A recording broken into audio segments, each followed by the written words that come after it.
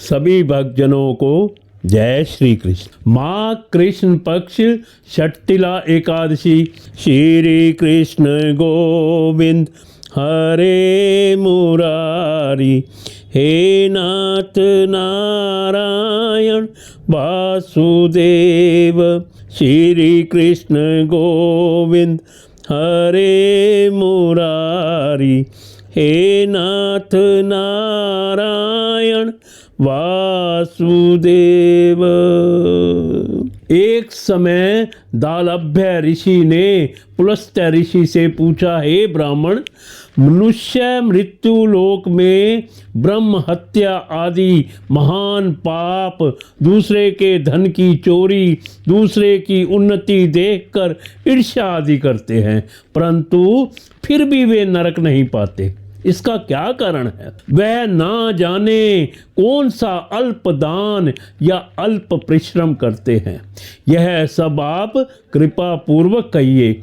इस पर पुलस्त्य ऋषि बोले, हे महानुभाव, आपने मुझसे अत्यंत गंभीर प्रश्न पूछा है। इसको ब्रह्मा, विष्णु, इंद्र आदि भी नहीं जानते, परंतु मैं आपको यह गुप्त तत्व अवश्य ही बताता हूँ। माघ माह के आने पर मनुष्य को स्नान आदि से शुद्ध रहना चाहिए और इंद्रियों को वश में करके तथा काम, क्रोध, लोभ, मोह, ईर्ष्या, अभिमान आदि का त्याग कर भगवान का स्मरण करना चाहिए। हाथ पैर धोकर पुष्प नक्षत्र में गोबर, कपास, तिल मिलाकर कंडे बनाने चाहिए। वह इन कंडों से 108 बार हवन करे और यदि इस दिन मूल नक्षत्र और द्वादशी हो तो नियम से रहे। स्नान आदि नित्य क्रिया से शुद्ध होकर भगवान की पूजा व कीर्तन करना चाहिए। एकादशी के दिन व्रत और रात्रि को जागरण तथा हवन करना चाहिए। दूसरे दिन धूप दीप नैवेद्य से भगवान की पूजा कर खिचड़ी का भोग लगाना चाहिए। इस दिन कृष्ण भगवान का पूजन करना चाहिए। पेठा, नारियल, सीताफल या सुपारी सहित अर्घ्य देना चाहिए और स्तुति करनी चाहिए। हे भगवान, आप अशरणों को शरण देने वाले हैं। आप संसार में डूबे हुओं का उद्धार कीजिए। हे पुंडरीकाक्ष, हे कमल नेत्रधारी, हे विष्णु भगवान, हे जगत गुरु, आप लक्ष्मी जी सहित मेरे इस तुच्छ अर्घ्य को स्वीकार करो। इसके पश्चात ब्राह्मण को जल भरा कुंभ प्रदान करना चाहिए। ब्राह्मण को श्यामा गायें और तिल पात्र भी देना अच्छा है। तिल स्नान और भोजन से श्रेष्ठ है, अतः मनुष्य को तिल दान भी करना चाहिए। इस प्रकार जो मनुष्य जितने तिल का दान करता है वह उतने ही वर्ष स्वर्ग में निवास करता है। पहले तिल स्नान, दूसरा तिल का उबटन, तीसरा तिल का हवन, चौथा तिलोदक, पांचवा तिल का भोजन, छठा तिल का दान। यह षट तिला एकादशी कहलाती है। इससे अनेक प्रकार के पाप नष्ट हो जाते हैं। नारद ऋषि बोले, हे भगवान, आपको नमस्कार है। इस षट तिला एकादशी का क्या पुण्य और क्या कथा है सो कहिए। श्री कृष्ण भगवान बोले, हे नारद, मैं तुमसे आंखों देखी सत्य घटना कहता हूँ। प्राचीन काल में मृत्यु लोक की सत्य घटना बताता हूँ। प्राचीन काल में मृत्यु लोक में एक ब्राह्मणी थी। वह सदैव व्रत किया करती थी। एक समय वह एक महाव्रत करती रही। इससे उसका शरीर अत्यंत दुर्बल हो गया था, परंतु उसने कभी भी देवताओं तथा ब्राह्मणों को धन तथा अन्नदान नहीं किया। इस प्रकार मैंने सोचा कि इस ब्राह्मणी ने व्रत आदि से अपना शरीर शुद्ध कर दिया है और इसको वैष्णव लोक भी मिल जाएगा,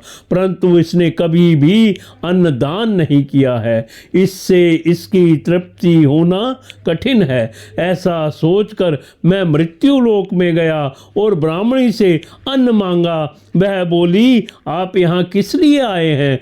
मैंने कहा, मुझे भिक्षा चाहिए। उसने मुझे एक मृति पंड दे दिया मैं उसे लेकर आया। कुछ समय बीतने पर ब्राह्मणी भी शरीर त्याग कर स्वर्ग आई। मृतिपंड के प्रभाव से उसे एक आत्म ग्रह मिला, परंतु उसने उस घर में अपने को वस्तुओं से शून्य पाया। वह मेरे पास आई और बोली, हे भगवान, मैंने अनेकों व्रत आदि से आपकी पूजा की है, परंतु फिर भी मेरा घर वस्तुओं से शून्य है। मैंने कहा, तुम अपने घर जाओ, देव स्त्रियां तुम्हें देखने आएंगी। जब तुम उनसे षट तिला एकादशी का पुण्य और विधि सुन लो, तब ही द्वार खोलना।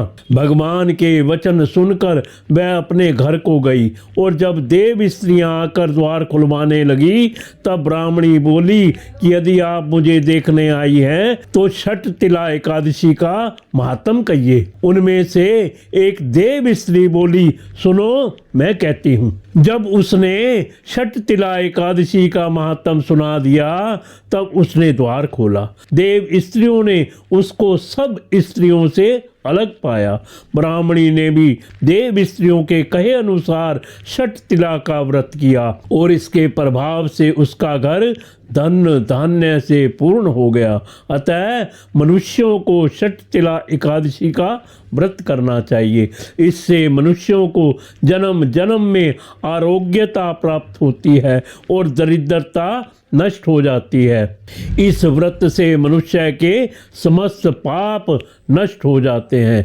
कथा सार, इस व्रत से जहाँ हमें शारीरिक शुद्धि और अयोग्यता प्राप्त होती है, वहीं अन्न तिल आदि दान करने से धन धान्य में वृद्धि होती है। इससे यह भी ज्ञात होता है कि प्राणी जो और जैसा दान करता है, शरीर त्यागने के बाद उसे वैसा ही फल प्राप्त होता है। अतः धार्मिक कृत्यों के साथ साथ हमें दान आदि अवश्य करना चाहिए। शास्त्रों में वर्णन है कि बिना दान आदि के कोई भी धार्मिक कार्य संपन्न नहीं माना जाता। षट तिला एकादशी व्रत कथा संपूर्ण।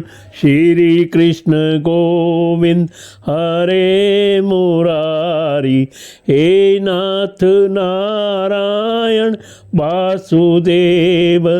श्री कृष्ण गोविंद हरे मुरारी, हे नाथ नारायण वासुदेव।